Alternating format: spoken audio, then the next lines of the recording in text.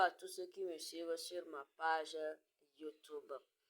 Comme promis, aujourd'hui je vais vous parler du deuxième chapitre de la biologie en terminale.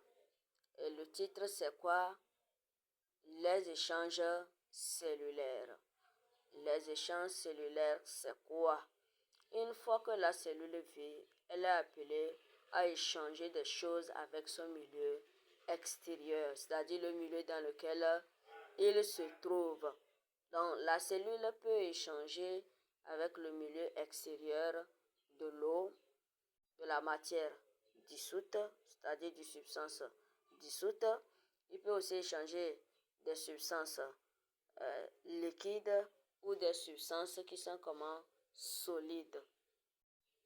Des substances solides. Donc, en fonction de ça, nous allons parler premièrement de l'osmose. L'osmose, c'est le passage de l'eau à travers la membrane plasmique du milieu le moins concentré vers le milieu le plus concentré. Donc, sur cet ensemble, nous allons voir maintenant que pour que la cellule puisse échanger de l'eau avec son milieu extérieur, cela dépend de la concentration de la cellule et de son milieu extérieur. Donc, lorsque la cellule est plus concentrée que son milieu extérieur, vous allez voir que cette cellule va absorber beaucoup d'eau, va devenir turgescente et quelquefois va s'éclater.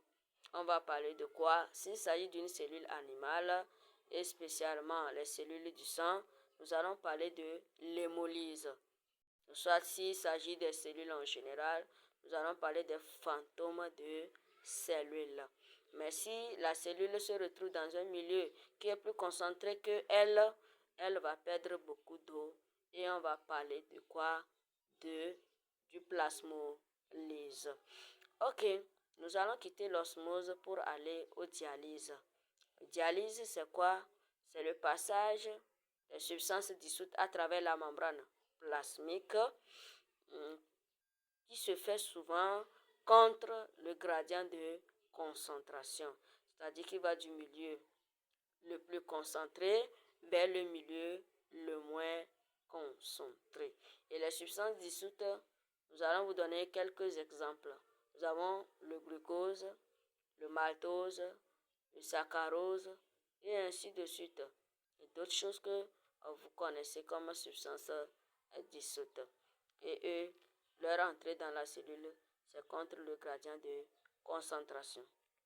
Pour cela, ils nécessitent des fois de l'énergie, des fois des transporteurs membranaires et quelquefois leur passage est de façon libre. Donc, nous allons parler aussi là-bas de deux cas. Le cas où leur entrée ou leur cellule dans la cellule ou leur sortie de la cellule ne nécessite ni d'énergie ni d'un transporteur membranaire. Nous allons parler d'un transport libre, passif. Donc le transport passif, c'est un transport qui se fait soit de façon libre, soit de façon facilitée. Dans la façon libre, la substance dissoute peut rentrer dans la cellule ou sortir sans nécessairement de l'énergie ni un transporteur membranaire. Mais dans le cas où elle est facilitée, là il faut un transporteur membranaire pour faire rentrer la substance dans la cellule ou pour faire sortir une substance de la cellule. Dans le cas où le transport est actif, là ça nécessite de l'énergie et un transporteur membranaire. Donc le transporteur membranaire pour faire entrer la substance ou bien pour la faire sortir, elle a besoin de l'énergie pour faire rentrer ou pour faire sortir cette substance. Dans ce cas, le transport est actif.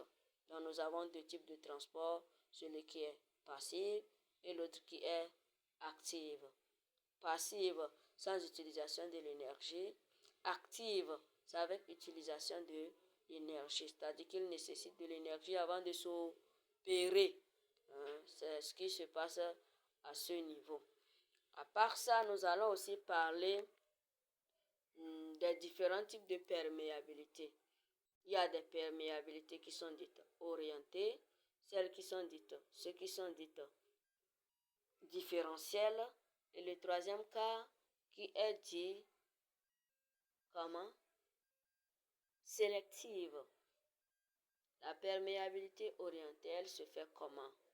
Quand la cellule est mise dans une substance, peut-être c'est le vacuole de la cellule qui est coloré, ça veut dire que la cellule a laissé rentrer la substance dans laquelle on l'a mis. Et peut-être c'est les vacuoles qui se colorent souvent. Si c'est rouge, souvent on dira qu'on l'a mis dans quoi? On l'a mis aussi dans le rouge neutre dilué. Le rouge neutre dilué, quand il rentre dans la cellule, il colore les vacuoles en rouge. Et lorsqu'on ressort la cellule, qu'on lui remet dans peut-être de l'eau distillée simple, le vacuole reste toujours rouge. Vous allez voir que sa perméabilité au rouge neutre est dans ce cas orientée. La coloration ne change pas. Lorsque cette couleur rouge, cette solution arrive à rentrer dans la cellule, que les vacuoles se colorent en rouge, elle ne se décolore plus. On dira que la perméabilité au rouge neutre est comment? Orientée. Maintenant, nous allons parler de la perméabilité différentielle. Dans ce cas-là, on a besoin de plusieurs substances dissoutes mélangées. Le saccharose mélangé au glucose, mélangé au maltose, ainsi de suite. Et on plonge la cellule dedans. Quand on plonge dans la cellule dedans, on voit que certaines substances rentrent plus vite que d'autres. Peut-être le glucose qui rentre plus vite que le maltose et que le maltose qui rentre plus vite que le saccharose. Vous allez voir qu'ils vont à des vitesses différentes. D'autres rentrent plus vite, d'autres un peu plus lent, d'autres plus lents. Donc c'est différentiel. C'est par rapport à la concentration. Donc, troisièmement, il y a aussi la perméabilité comment? Sélective. Dans ce cas aussi, ils sont mélangés. Mais peut-être le glucose rentre, le maltose rentre et le saccharose ne rentre pas. Vous voyez qu'il a sélectionné certains, qu'il a laissé d'autres. Donc dans ce cas, nous allons dire que c'est différentiel. Donc, à part ça, nous pouvons aussi parler des échanges cellulaires en général. Pour, par exemple, l'osmose, on peut observer ça au niveau des racines. L'eau quitte toujours le sol pour entrer dans la plante. On peut aussi parler de quoi? Au niveau de notre peau. L'eau sort aussi de la peau tout le temps, au cours de l'excrétion. La sueur qui sort, elle est liquide. Vous voyez déjà? Donc on échange aussi.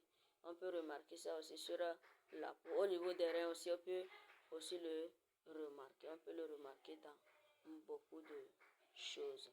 Tout à l'heure, vous mettez le maïs aussi dans l'eau. L'eau va rentrer dans le maïs, elle va se bomber. C'est toujours les échanges cellulaires. Et ça concerne l'osmose. La dialyse, ça s'applique souvent à l'hôpital. Où vous n'arrivez pas à uriner, votre rein a un dysfonctionnement, où on doit coûte que coûte vous amener à éliminer les déchets de votre organisme. Donc dans ce cas, on va utiliser l'hémodialyse à l'hôpital pour vous satisfaire. Donc si vous avez de tels problèmes, n'hésitez pas à vous rendre dans un centre de santé pour pouvoir vous soigner.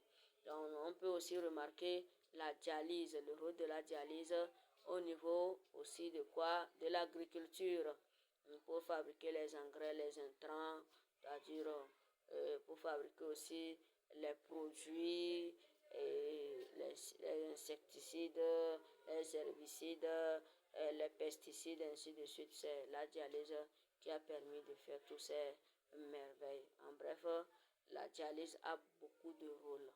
Beaucoup. Ça nous a servi dans beaucoup de choses. Dans la santé, dans l'agriculture et dans bien d'autres choses encore. La dialyse est utilisée. Mes amis, si nous allons parler de bref, c'est ce que nous allons dire par rapport au deuxième chapitre de la biologie en terminale. N'hésitez pas à m'écrire, à commenter, à liker, à envoyer, à distribuer. Envoyez à vos amis qui ont du mal à comprendre ce cours. Je vous remercie. Merci pour votre attention.